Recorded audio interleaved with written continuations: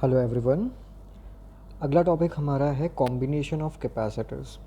अगर आपने tenth class में कॉम्बिनेशन ऑफ रेजिस्टर्स पढ़ा होगा तो काफ़ी कुछ मिलता जुलता उसके जैसा ही टॉपिक ये भी है। इसमें कॉम्बिनेशन ऑफ कैपेसिटर्स में ठीक उल्टे रिजल्ट्स आते हैं जो रेजिस्टर में टेंथ में आपने देखे।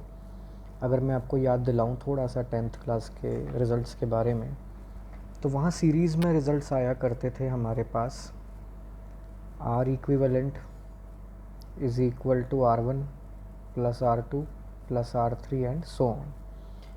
पैरेलल में रिजल्ट्स आया करते थे 1 upon R equivalent equal to 1 upon R1 plus 1 upon R2 plus 1 upon R3 and so on.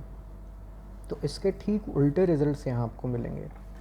अगर मैं क्विकली आपको इसके एंड रिज़ल्ट की तरफ ले जाऊँ तो आप देखेंगे कि यहाँ पे सीरीज़ कॉम्बिनेशन में, जैसा पहला कॉम्बिनेशन यहाँ पे आपको बता रखा है सीरीज़ कॉम्बिनेशन टॉपिक 2.14.1 कैपेसिटर्स इन सीरीज़, तो इसका एंड रिज़ल्ट आप देखिए कुछ वैसा है जैसा रजिस्टर्स में पैरेलल में होता था।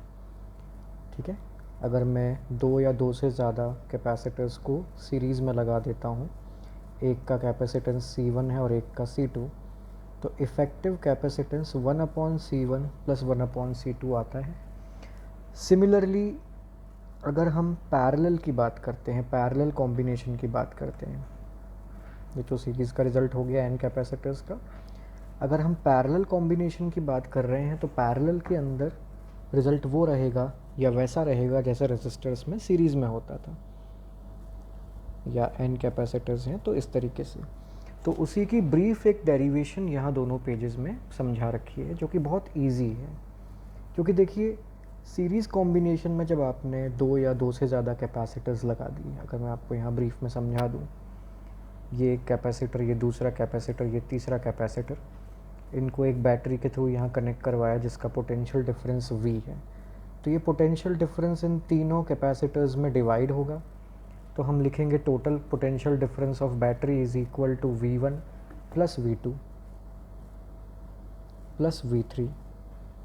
तो V को हम लिख सकते हैं Q bye C effective, V1 को लिख सकते हैं Q बाय C1, V2 को लिख सकते हैं Q बाय C2 और V3 को लिख सकते हैं Q बाय C3।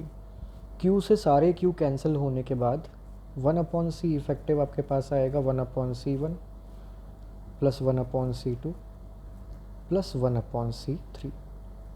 ठीक है बच्चों, इस तरह से। और अगर हम पैरेलल कॉम्बिनेशन की बात करते हैं तो ये वाला डायग्राम देखेंगे आप। पैरेलल में आप यहाँ से देख सकते हैं चार्ज दो ब्रांचेस में डिवाइड हो रहा है, यहाँ पे n ब्रांचेस में डिवाइड हो रहा है।